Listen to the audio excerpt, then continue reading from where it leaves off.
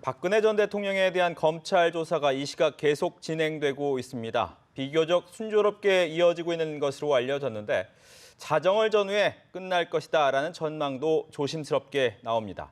서울중앙지검 연결합니다. 정선미 기자.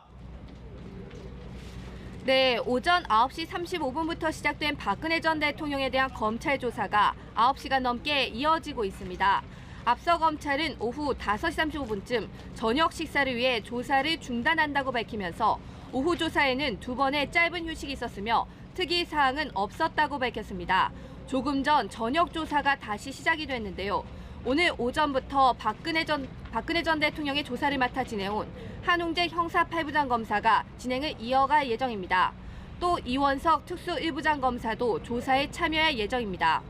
우선 미르와 K스포츠재단 강제 모금 등을 수사해온 한 부장검사가 오전에서 오후까지 박 전 대통령을 먼저 조사했고 뒤이어 삼성 등 대기업 뇌물수수 의혹을 중심으로 이 부장검사가 투입돼 조사를 이어갈 것으로 전망됩니다.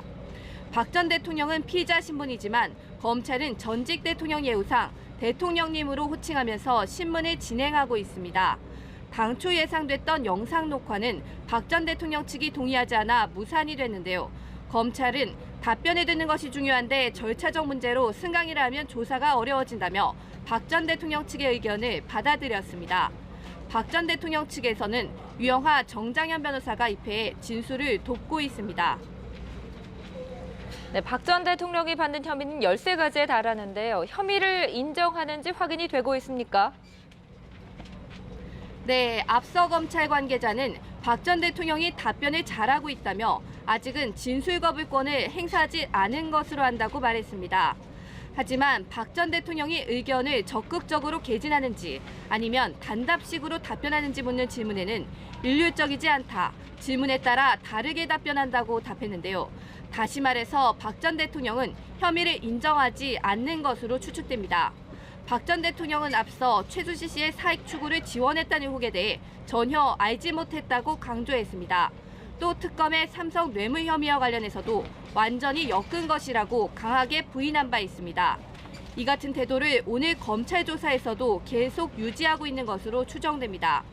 검찰은 또 대질 조사를 벌이기 위해 수감 중인 최 씨와 정호성 전 비서관, 안종범 전 수석 등을 소환했지만 세 사람 모두 불출석 사유서를 제출했습니다.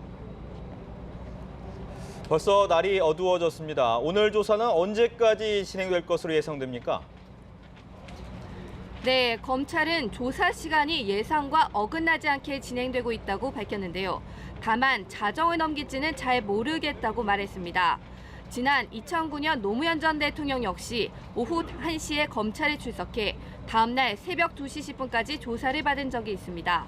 따라서 박 전 대통령 역시 이와 비슷하거나 조금 이른 자정 전후에 조사가 끝날 것으로 예상됩니다. 다만 박 전 대통령이 혐의를 적극 부인할 것으로 예상되기 때문에 거기에 대한 검찰이 반박이 이어진다면 조사가 더 늦어질 가능성을 배제하기 어렵습니다. 한편 검찰은 구속영장 청구 여부에 대해 지금은 조사에 집중하고 있다고 말을 아꼈습니다. 하지만 박 전 대통령이 귀가는 할 것이라고 말했는데요.